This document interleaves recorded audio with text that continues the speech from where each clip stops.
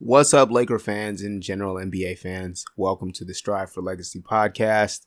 I'm Dolos, and I'm here with my co-host, Roze, and we're going to be talking about the Lakers' struggle in that blowout Game 5. Roze, already asked you when we hopped on the call, but just for the listeners, how are you feeling after that disappointing game? Well, in addition to the game, let's say, under the weather would be an understatement, but, even before the game, I took a vacay to Indianapolis to see my nephew's first birthday. That was fun, but, with most vacays, once you get back, there's that feeling like, oh my gosh, we're back at it. And, to just to shorten my story here, I had I don't know what the term is. A layover to Atlanta and all of that. And on both flights, I lost my hearing. And so now your boy can't hear from his left. And I went to sleep not hearing from my right. So they're passing back and forth on which one doesn't want to hear. I also can't breathe half of my nostrils. It's a lot. And then I go watch the Lakers game and I'm like, okay, finally I can get some happiness out of this. Markieff, one of my favorite Lakers, hits a three, and I'm like, this is what we're talking about. It's been months since this guy actually hit a shot. He finally hits a shot. Something has to go right. LeBron looks like 2018 LeBron for 3 minutes, and then after that, the rest was the rest was history, to say it kindly, I guess. Yeah, that was getting back to the game. It was just rough. I mean, all props to Phoenix. Let's start there. They came in. I guess they were aggressive, and man, their crowd, they had the beat LA chants. Yeah, they had the beat LA chants going, and I didn't keep track of the splits this time around, but they definitely lean in Phoenix's favor a lot harder this time around. But man, they brought it. They really brought it. Not to say that the Lakers. I have mixed feelings about this game because it was a mix of not bringing the effort, not bringing the effort, attention to detail that they really needed to in a must-win game, really. And then it was also just early open shots were not going down. Well, they can't go down if you can't shoot them. They were there, they just didn't shoot them. Yeah, that is another thing that we have been complaining about all series. Marc Gasol was the biggest culprit for me during the regular season of the guy who would pass up on open threes. Partly Dennis Schroeder up there in that discussion as well, of just nah, I don't want to do it. I'm gonna search for another look, and then they end up Schroeder specifically will end up taking some mid range jumper. There was back to game 3, I think it was in, where LeBron sets a screen for him, and Schroeder's man goes under the screen. Bron's man just kind of dies on it, doesn't really try and recover or switch or do anything. So Schroeder's right at the top of the key, completely open for a 3, and he does not trust his jumper from there. He doesn't have faith that he can make those shots. He drives in and takes a contested 2. Thankfully it goes down, but it's this is not good offense. This is not good process. Even if we can occasionally get those shots going in, we have to take the open threes that are there for us, because that's how we're going to provide spacing on the offensive end. If they know we're just going to be reluctant and just even our good 3-point shooters like KCP will just kind of stand out on the perimeter and swing and try and make the extra pass instead of, taking that wide open good look. This offense, we don't have a lot of ball handlers. We don't get a lot of dribble penetration from certain guys. Then when we get those kickouts to open shooters, we need to capitalize on those. We need to have Phoenix respecting our shooters, because every time LeBron got the ball, they pretty much just zoned up against him. It was a double or just, guys shading over or legitimately just going zone against him. And man, it's tough. It's tough rewatching this right now, man. Yeah, I mean, like you said earlier before the pod, the first quarter is pretty much the only rewatchable part, and you're just asking to be even in more pain. metaphorically and literally, because the guy is also insane. But yeah, it's pretty rough. But when you get games like this, there's a low bar for improvement, and so if you have low expectations, you can only go up. Is basically what I'm trying to say at this point. Okay. Yeah, I'm totally with you on that. But let's move on from me just like sulking about this game and kind of format it a bit more. One thing to discuss, obviously, is Anthony Davis was not available to play. He was questionable. He was a game time decision, and ultimately, when he was in warm-ups, he could not move very well laterally, which was ultimately what held him out of this game. And that's a huge difference maker, but I also don't think a hampered Anthony Davis changes all too much about the effort that this team played with tonight.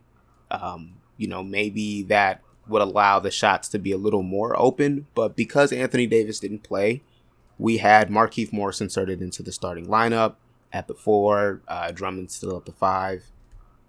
Just let me know what you think to start out with for that change to the starting lineup, and did you agree with it? Did you think somebody else should have taken that starting spot? I think earlier when you were talking about Anthony Davis, I think what you were trying to say, but you didn't want to say it. Anthony Davis is not a 30-point difference of a player. I don't think any player in existence, unless it was like a one-man show, is a 30-point difference. So just I'll emphasize that point. Anthony Davis being out does not, like you said, that doesn't excuse the effort for what was there. And I mean, he was trying to hype up the team, but man, that was rough. But in terms of the starting lineup, I'm a little biased of a Keith fan, and I think Keith, his minutes are very reliant on Anthony Davis because they like to substitute him as a small ball 4. Drummond has when he's been good, but the team hasn't won, so there's not really much shine to be there. But he was good. He had some good rebounds. But I think even if he does good, him just being there and literally the Suns having 4 players in the middle of the paint, if you're asking LeBron to, like they said throughout the broadcast and before the game, if you're asking him to quote unquote bring back 2018 LeBron, you can't really do that with Drummond in the middle of the paint because he's like the opposite of a spacer, and that's just not his game. Even if the rebounds are there, well, you'd rather have more efficient 2s or more efficient open 3s that hopefully your role players would take next time. But yeah, Drummond, as good as he plays, it's just his presence isn't really beneficial to LeBron's play style. But I really don't think they're going to switch that up anytime soon. I'd be surprised if Marc Gasol starts, although I don't really think that matters because him and Drummond play around the same minutes. I have been surprised that Trez, not that he hasn't started because he doesn't start just because of his, just because of his role, but he's been getting a lot of DNPs. You could say it's the matchups here and there, but I mean the Suns are bringing out Frank the Tank, so you might as well bring Trez if they're bringing out a guy they signed off of a practice or that got cut. This is the former 6th man of the year. Frank is a former guy that was cut by the Kings, and if they're playing him, you can't really play the matchup excuse. But I mean, Schroeder. You saw the stat. He was the first player on the Lakers since, I don't know, was it since they came from Minneapolis or from the modern era that had 0. Yeah, since they came from Minneapolis. That had 0 points on 9+ attempts. I'd like to say that's not very, beneficial to the team. And you saw the worst of the worst in terms of fit with him and LeBron. But, Schroeder had the open shots, didn't take those. He drives and there's 3 people around him. He takes those and usually he makes at least half of them. But if that's your play style, you're guaranteed at least one game in a series of absolute duds. Now, having 0 points in however many minutes played and being a starter, that's not good. I liked KCP's contributions for sure. Even if he was injured a little bit, he still played like KCP that we know. But, I mean, I'll ask you this. Now that the Lakers are for sure backs to the walls and everything, all those cliches. If we're going for the last lineup, what would you what would you say the last hope for your best starting lineup for next game would be? Yeah, so just to give a quick recap of like my thoughts for the starting lineup change in Game 5 before I kind of give my fantasy lineup for what I think we should roll with Game 6. Man, I was surprised by the news that Keith was going to be the one inserted into the starting lineup. Like you said, he'd been missing shots for a good portion of the end of the season. He went like almost 2 months, it felt like, with just not being able to make a three. And, he starts the game off with 3. He also had, there was a play where Drummond, he ends up like wide open under the rim. Not on the defensive end, I mean to say, DeAndre Ayton ends up wide open under the rim. Drummond comes over late, and Keith runs the floor hard, and he actually deflects the ball out of bounds to avoid just giving up the easy two. So, like, he had some good minutes, but at the same time, like, there was a point where we were posting him up for offense, and it's like, that's not going to save us. That's not how we're going to come back. That's not how we're going to win the series. I think I've had a problem with the Trez utilization all year, because I think we should have been playing him more as a power forward. Yeah. And playing him next to a second big. And there was a weird quote that Frank Vogel had about why he hasn't gone to that much and not wanting 2 bigs in the lineup. Like, guy, have you seen your starting lineup? Like, it's Anthony Davis and Andre Drummond. I don't know what you mean about not wanting 2 bigs in the game, but it's just been frustrating because we haven't been able to see Trez at the 4 and next to a spacer like Gasol. That's a look I might kind of want to see in this Game 6, but they didn't play minutes in the regular season, really. Like, I think the only time those two shared the court was during the final week of the season. We don't really have a sample size to see what that looks like defensively, what that could give us offensively. Like, theoretically, I like the idea of Gasol being able to space. We can still give Trez some post looks. That gives Schroeder, versatile options for who he can run pick and roll with if he wants a guy that's going to be more of a rim runner, lob catcher, try and do something at the rim. And Trez is there in the game. If we kind of need a pick and pop option, Phoenix is really packing the paint. He can try and run something with Gasol. And we just don't have the sample that I can trust that to start in a must-win Game 6. So I think Kuz is the guy that should probably go into the starting lineup for Game 6 because, not that he necessarily had a fantastic game, but he was probably our second best player, just by default of how kind of bad everyone was. He even hit some 3. I think he hit 1 3. And then Kuz is Kuz. He had some defensive possessions in a game. You get blown out by 30. Like, no one's really great defensively, but, I think he's a guy that we can trust in the starting lineup. We've seen it before. He was with the championship team as well. I have some comfort level with Kuzma starting. Yeah, I just want to harp on your Montrez point real quick. He did play, although he had some spotty minutes here and there, he did play 12 minutes yesterday. Mm-hmm. And let's just say, out of every Laker, he probably had the most, team.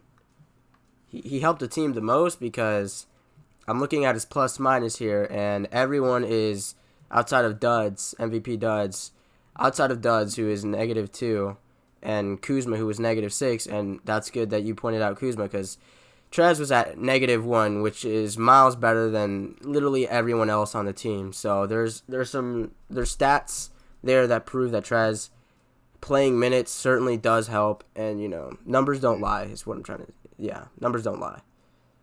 Yeah.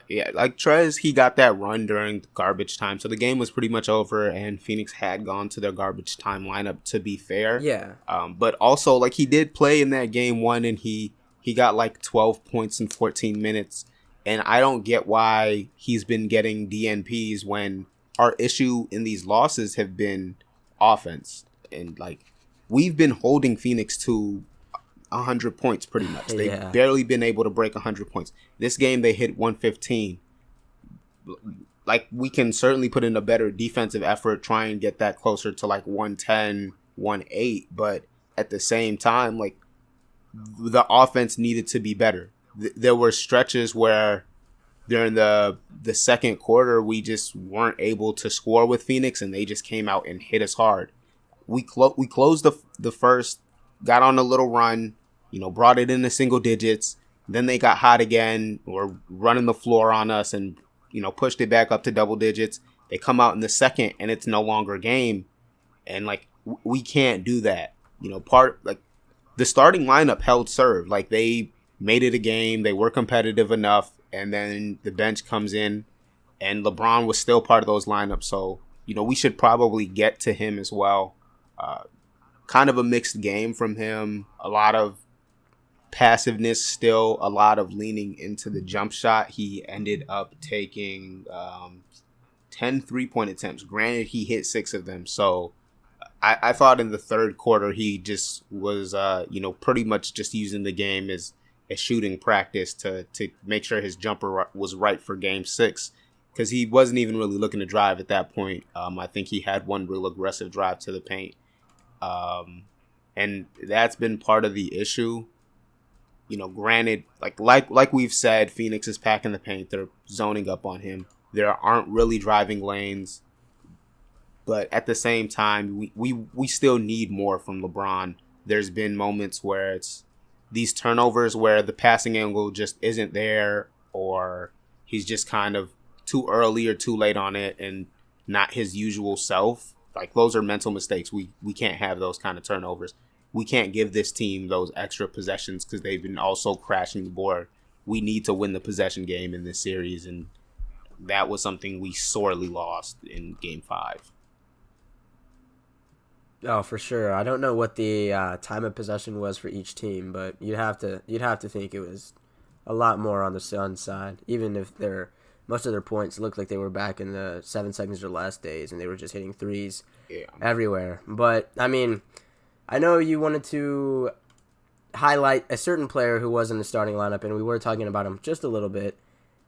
His name is Dennis Schroeder. I don't know what particularly you have to say, so I think I'm going to be a little surprised about your spontaneous rant, I guess, but go ahead, I guess. Yeah.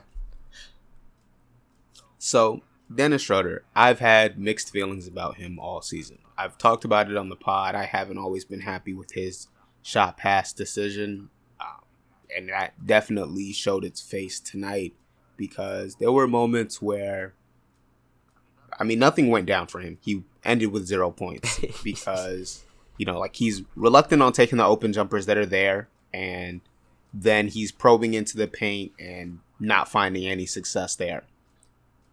I think Trez would really help him because Andre Drummond is not a good pick and roll partner.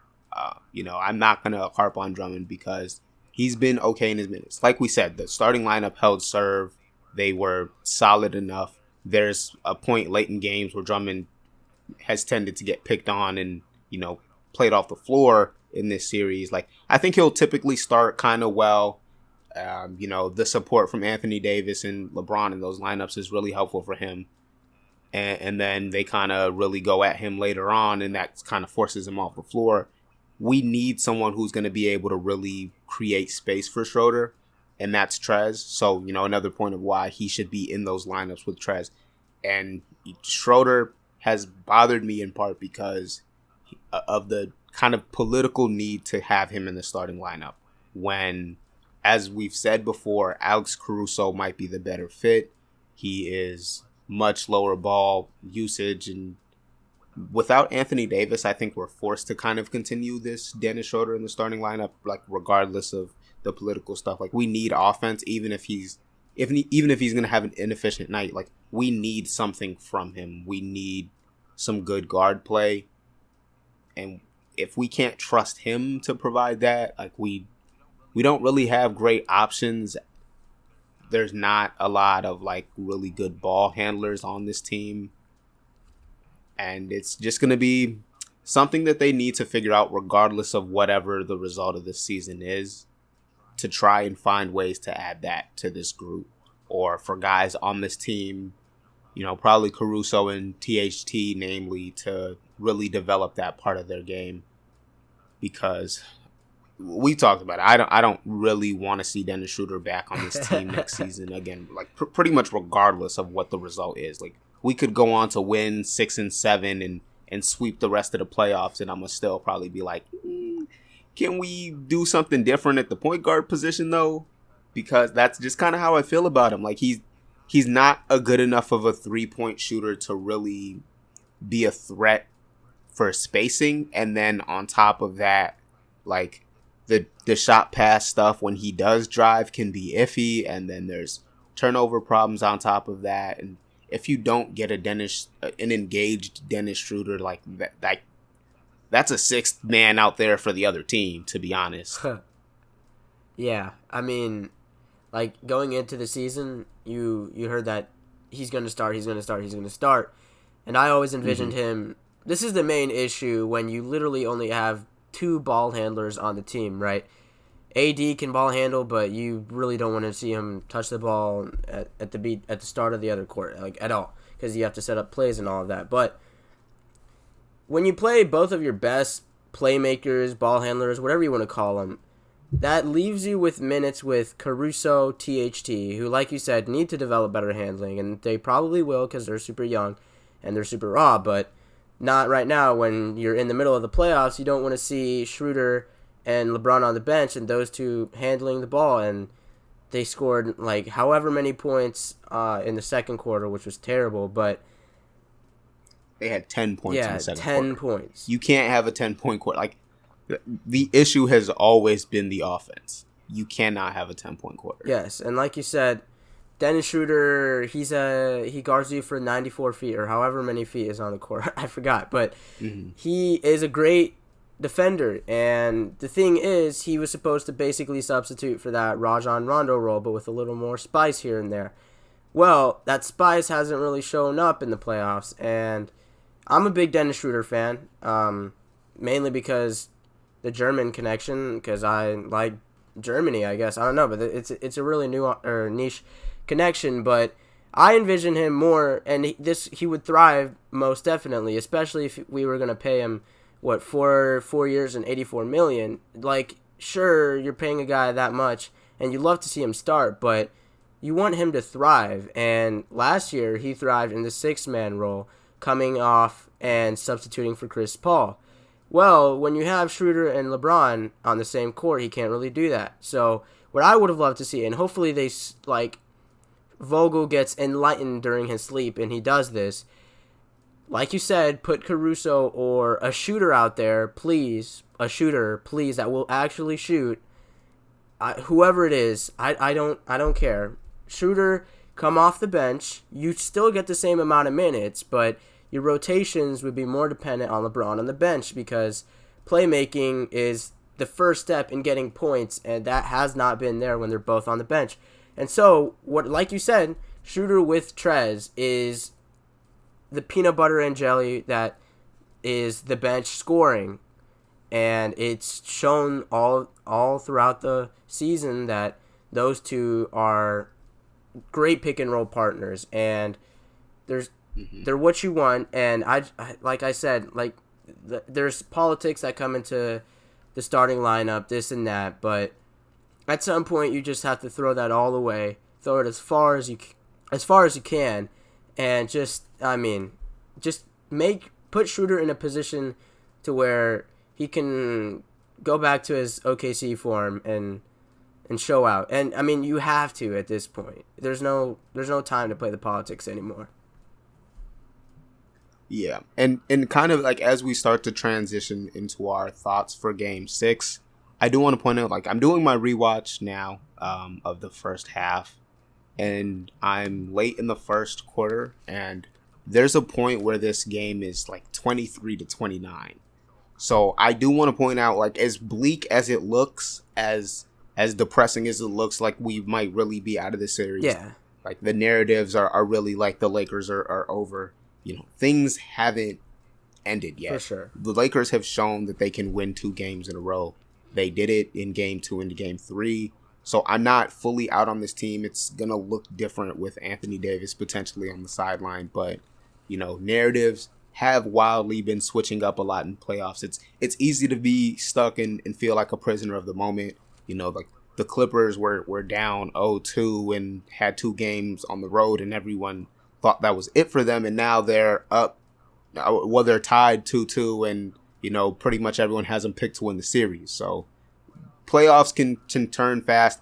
I might look really ridiculous for saying that, like after Thursday, and we come out with a worse effort, but I still kind of have some faith in this team. This was literally our worst performance of the season, and we still had a somewhat competitive first half. Well, first quarter. Yeah. And I think with some coaching adjustments and hopefully those open shots going down for us, that turns things in our favor.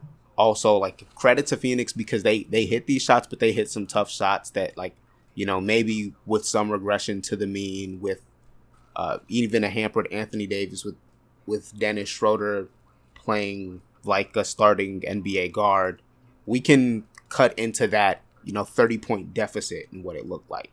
I think a combination of all those things really would turn the tide for us. Yeah, I can agree 100% with that. And for 25 minutes that we were super negative about the team, they're out of any team in the playoffs, I have the most hope in this team overcoming a 3-2 deficit than any other. I mean, they're one of the more capable teams, and as negative as we have been, like you said, let's transition into a more hopeful feeling, even with the season on the line. Let's try to preview a little bit of Game 6, and let's be we're going from pessimistic to optimistic because no one wants to hear like Lakers fans complain about their team for like 26 minutes. So yeah, most definitely. We're the defending champs. We got to hold our head up high with some dignity. It's not over until it's over. Like they gotta win 4 games against us, not 3. So, let's try and keep some composure as we head into Game 6. We've already discussed adjustments to the starting lineup. Is there anything else with the bench that you'd like to see? We did get to see certain guys who aren't in rotation get some garbage time minutes. THT got some run, and he looked pretty good getting to the rim, scoring. Maybe that's something we could use as a spark plug to just kind of bust up the zone, kind of bust up all of the clogged up paint that they have. If we have someone that can actually drive, that they have to respect, and we can get some spacing in those Gasol lineups, that's an avenue to get some points on the board. But what are your thoughts on that? The guys who got those garbage time minutes, Ben McLemore, Trez, who of those guys would you like to see maybe inserted into the starting lineup, with KCP maybe still injured and potentially out, and Anthony Davis also on the injury list at the moment? Yeah, KCP only played 15 minutes, and I liked her. I really liked the Coach Dolos Coach Dolos quote earlier where you said they got to win 4 games, not 3. I really liked that one. That was very encouraging. I could run through a brick wall after hearing that. But I would like to see. KCP you're not expecting him to be fully healthy, so the next best step is basically Wesley Matthews in the starting lineup, or at least getting more minutes. He did play 7 more minutes in the last game, but maybe in the starting lineup. And like I said, and like we both said, Schroeder gonna go to the bench, my guy, just a little bit. Same amount of minutes, but with better lineups around you. And, bring up the White Mamba, Caruso. And that's, if we really want to be specific, a little more realistic, I guess. Maybe Drummond. I don't think Drummond's gonna be coming off the bench. So, do we think Anthony Davis is gonna play? Seems a little dicey, but I'm more on the side that he is gonna play. I don't know what you think about that. It's mixed. these health situations are tough to speculate on because it really will just come down to how Anthony Davis feels come Thursday afternoon. And there's no way for any of us to know how he will feel. So the fact that he was a game time decision, and just kind of sports culture tends to dictate guys will play through pain. Yeah. I think we will see him, show up for game 6. I don't know in what capacity, but game 6, regardless of if Anthony Davis plays or not, needs to be the LeBron James game in order for the Lakers to have a chance at pushing this to 7. Because, like we said, he had a bit of a mixed game. There were turnovers. The fact that he had 7 assists is amazing to me, because the fact that he really should have had more, with guys just missing the open looks that he got them or just passing them up. And we need him to get aggressive. We need to find ways to open up the paint, though, as well. I think one key adjustment with Anthony Davis being gone that Phoenix was able to make is now they don't really have to stress themselves on the should Ayton be on AD or should he be on Drummond, and trying to figure that out. It's now, okay, DeAndre Ayton can focus on Drummond. Jay Crowder can guard LeBron, and we'll just bring help everywhere we need to. And now they can put Mikal Bridges on Dennis Schroeder, who has been able to really put the clamps on. And, that allows them to also switch those ball screens whenever it's LeBron and Schroeder. And, because they're fine with Mikal taking the LeBron assignment because they're going to send help anyway. And then they're fine with Jay Crowder on Schroeder because, if he gets driven past, well, they still have Ayton at the rim, which is what they want. And that has really unlocked some things for them. DeAndre Ayton being phenomenal this series, that's continued. He's running the floor hard. He's cleaning up. He's on the glass and been very effective at doing all of those things. So I see what you're saying with Dennis Schroeder to the bench. I do kind of think Drummond to the bench could be something we see. Yeah. Marc Gasol started the third, which I thought was interesting. The game was pretty much out of hand. The third quarter was going to be, the last strike. We were going to give it one last try, see if we could cut into that deficit, make it a game. If it wasn't a game by the fourth quarter, our guys were going to be sitting. And that's what we ended up seeing. We weren't able to cut into the deficit. But I think the fact that Gasol was out there to start for the third when we were out there to make our last stand at making this a game, I think shows that Frank Vogel knows Gasol is better for our offense than Drummond is.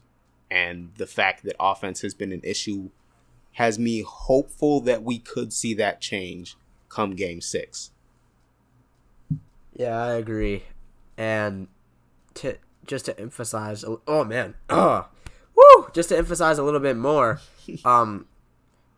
to start off the game, the defense is always going to be there regardless of who you had. Like we saw, Anthony Davis is out for the majority of the year.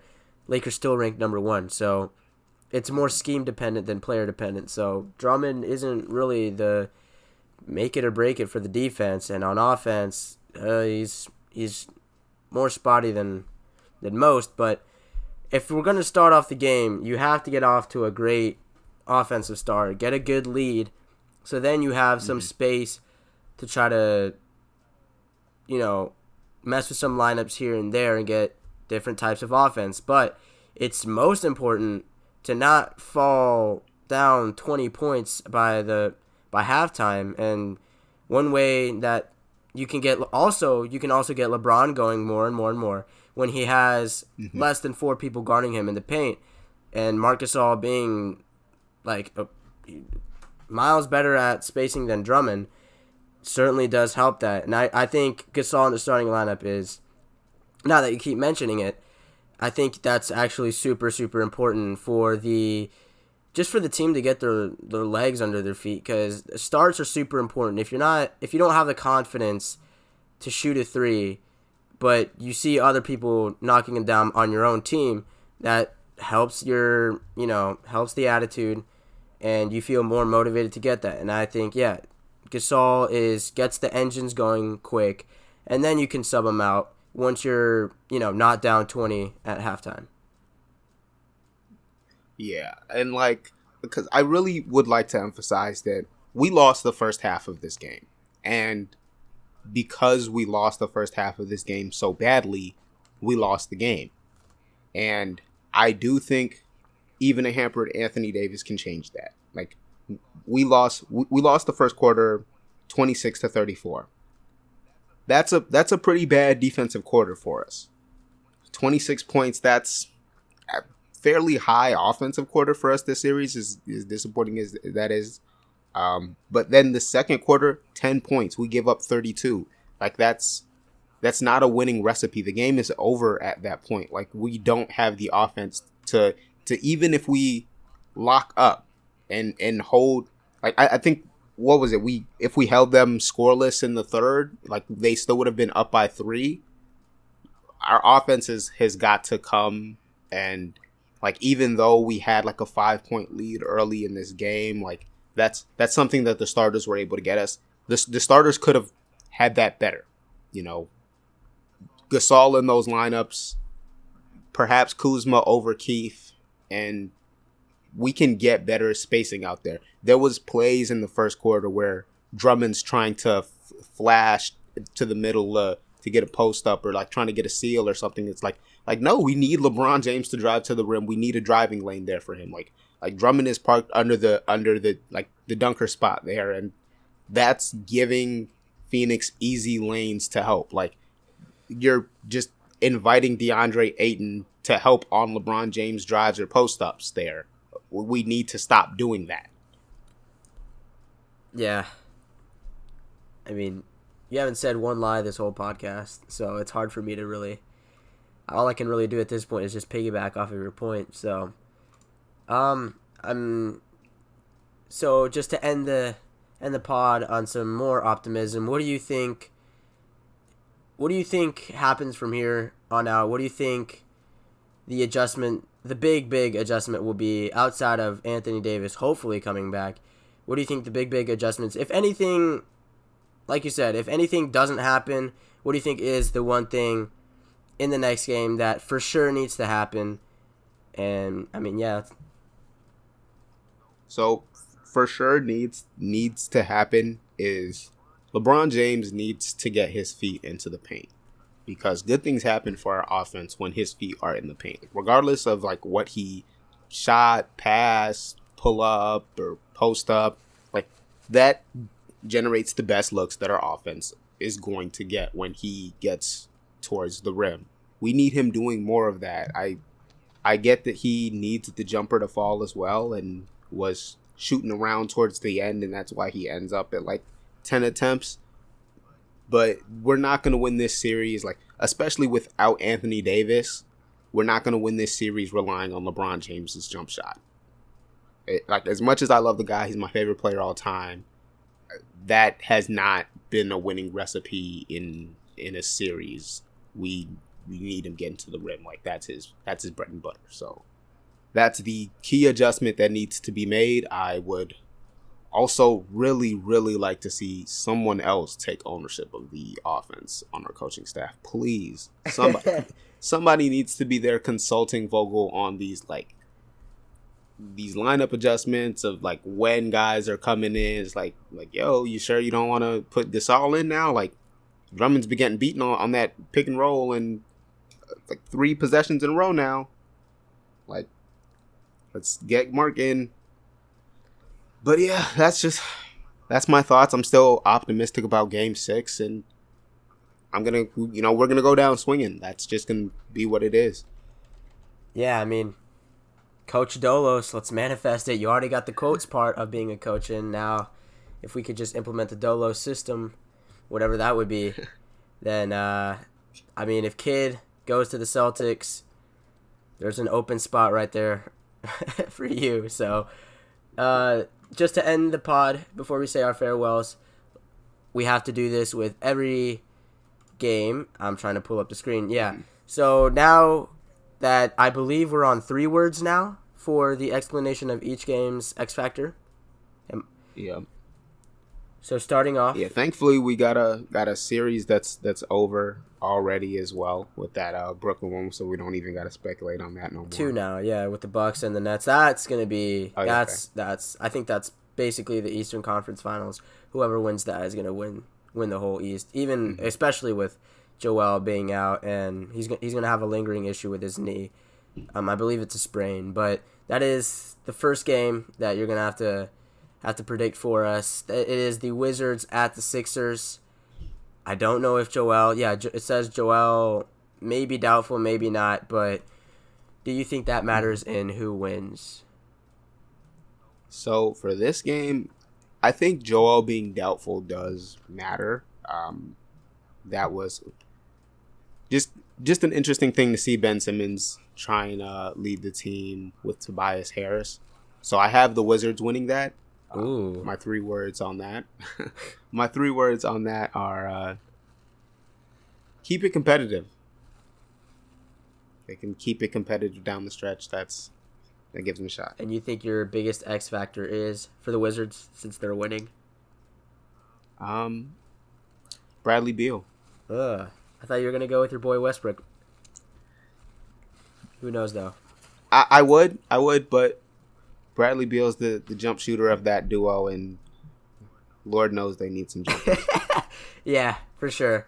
I think that with Joel's health and much of the offense being surrounded by him, that could certainly be interesting. I'd be super surprised if it goes to 7, but even if the Wizards can push it to 6, I think that's something positive to end the season on.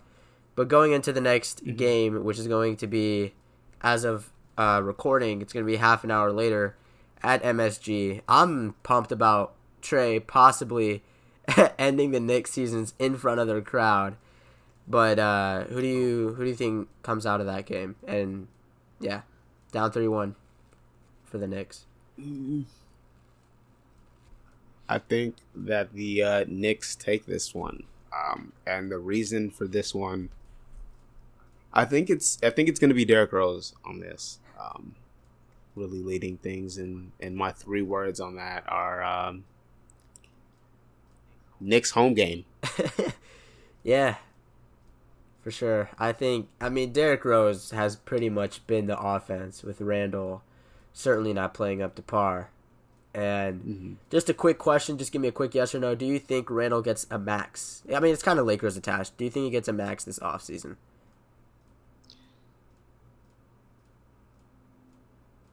That's a hard one to think about. Yeah. Yeah, I think he does. Yeah.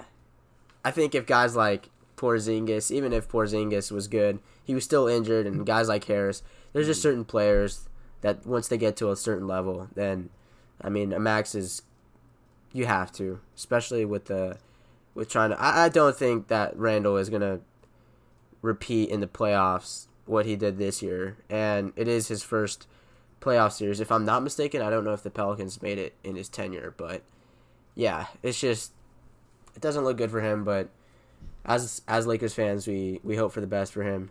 And the next game, which is also today, is 2 hours after the Hawks and the Knicks. It is the Grizzlies and the Jazz. And I like how the Grizzlies have pretty much kept up with the Jazz, even as an 8 seed. Yeah, they've made every game interesting down the stretch, which has been fun. Like some of these 1-8 matchups are like typically blowouts. They're not that cool. Like even when Utah builds up a lead, like they know Memphis is coming at them with another stretch. Yeah. Oh, but as far as my pick in that series, I think Utah wins. And my X factor for them is Mike Conley. And my reason has been pick and roll. Yeah. I mean, at some point, hopefully before the series ends, Ja has been trying so hard to dunk on Rudy Gobert. We need it for the culture. Yes, at least one time. Just one time. Even if they lose, we need it. And the next game is also, we have a 4 game. I did not know that. That's a lot of games today. And it is the Mavericks at the Clippers.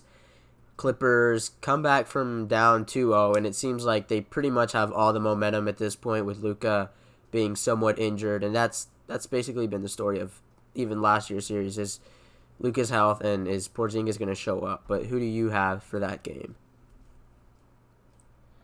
The Clippers. I've kind of had faith in them since last year. You know, I thought they were pretty good. I thought they were a contender to actually beat us, but they didn't end up making it. This year, I kind of have been picking the Clippers when the Lakers showed that they weren't healthy during that stretch. I think I pivoted to the Clippers as my maybe favorite to come out of the conference. So I have the Clippers winning that. They had a scare going down 0-2, but they're back in control of this series. And, you know, my reasoning for them winning is Kawhi Leonard. He'll be that X factor for them per usual. And I don't really have much to say else on that. Luka's hurt. Like, Luka's hurt. Porzingis is mid. It's my analysis. Double three words. I like it. The next game is tomorrow at 7 p.m. It's going to be pretty hard to top the last game with Damian Lillard shooting out of his mind. And I certainly did like how Damian Lillard playing super good kind of hid the Lakers' terribleness. But that was a heck of a game. It's up there for one of the greatest for the playoff games of all time. And the Nuggets and the Blazers whatever series they're in, they're bound to produce at least one overtime thriller here and there. But who do you have? Yeah. Like you said, thank you, Dame, for giving us that 50 piece and giving the timeline something else to talk about other than that Lakers blowout. Because if it was not for that, I probably would not have been on Twitter at all if the timeline would only have that Lakers game to discuss. But I have Portland winning the next game. I think this series is going the long way. My reasoning is Damian Lillard, and you know, don't really have three words on that one either. But like Damian Lillard in the clutch. Perhaps. Okay, I like that. Yeah, I mean Damian Lillard. That's the epitome of a one-man show on that game. And did you see the stat where everyone outside of Damian Lillard on the team was 1 for 19 in overtimes? Yikes. Yeah, I saw that. Pretty much had the entire timeline tampering to try and get him on their team. Like, even Utah Jazz fans tried to get in on the fun. Because he had an earlier tweet where he was like, Jazz and Miami sound cool to me if it weren't for the Blazers. That was like 2017 or something, so people retweeted that. No, I think the Lakers might have been. Oh, it might have been. Perhaps. Maybe. Yeah, that's who we need to really tamper together. We need Rich Paul to work his magic, I guess. Absolutely. And one more funny thing about that, I think, with the teammates doing that, I think there was a tweet where they were like ranking playoff performances. They're like Kobe versus the Suns, LeBron versus the Warriors, and Damian Lillard versus his own teammates. There's a lot of comedy that comes out of like games like that, and there's a lot more to come with the rest of the playoffs. But that about does it for today's podcast. And if you did enjoy it and you made it this far, you are awesome. Make sure to leave us a 5-star review. That would make you even more awesome. And any closing words from you? Oh, wait, let me plug in a few things for Dolos. Make sure to check him. It's Line Layup. I got that right. At Line Layup on Twitter. The LayupLine on YouTube. I don't know if I should declare that I'm officially coming back to YouTube, but I mean, there's nothing much else to do than to come back, so be on the lookout for that for sure. I mean, I don't really... Insert applause. Yeah, I don't really know how I'm going to come back, but anyways, that's going to be a process. Do follow me on Twitter. I have been a little bit more active. It is... Oh, man. It's Roze on YT, Roze on YT, and yeah, that about does it. Do you have any final words? Okay. Also gonna plug the podcast. Oh yeah, the Twitter. I forget to do that. At Legacy Strive. Closing remarks. We got Game 6. keep your head up, Lakers fans. I don't know when you're hearing this. If this is after game 6, well, I hope we're headed to a game 7, and like regardless of the result, we can still terrorize the timeline and wreak some havoc and have some fun during these playoffs.